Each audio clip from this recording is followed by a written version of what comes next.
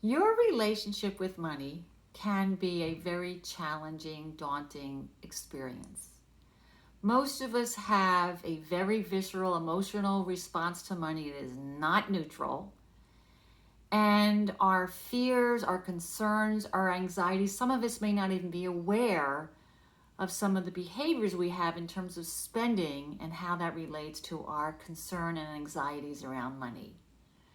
And then you add a partner into that conversation who might be on a different page in terms of their spending habits and saving, and it can be a challenging dynamic to work around.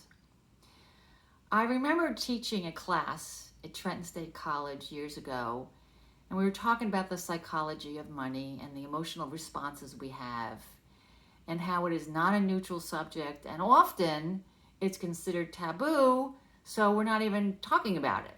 And you get very clear messages as a kid that it's not a topic for discussion.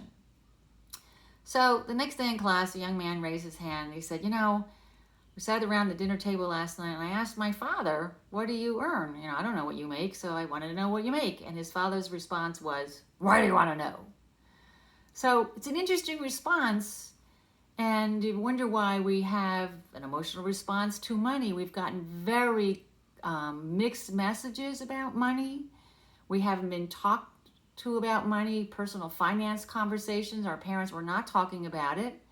And they may not have been able to talk about it with their own partners or their spouses.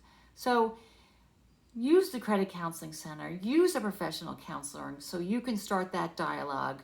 So it helps clarify for you your sensitivity in money, and that you can have that dialogue with your partner, or let us help you have that dialogue with your partner.